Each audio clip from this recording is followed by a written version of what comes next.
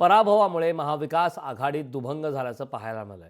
ठाकरेंच्या शिवसेनेतील नेत्यांचा सोबळावर लढण्याचा सूर आहे। मित्रपक्षांचा ठाकरेंच्या शिवसेनेला फायदा न झाल्याचा आरोप आहे। महाविकास आघाडीमध्ये पराजयाचे खापर एकमेकांवर फोडण्याची स्पर्धा सध्या सुरू आहे।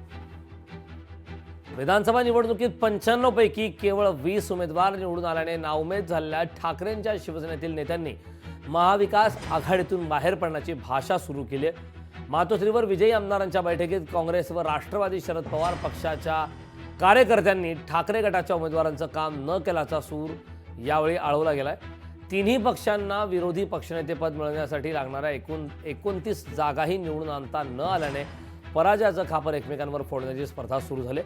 शिवसेना ठाकरे गटाच्या विजयी व प्रमुख नेत्यांच्या बैठकीत दोन्ही मित्र पक्षांच्या ठाकरे गटाला फायदा न झाल्याचा आरोप यावेळी करण्यात आला। आत्ताच निकाल लागलेले आहे।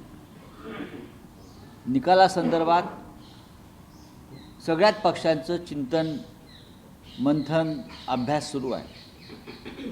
तिन्ही पक्षांना धक्का बसलेला आहे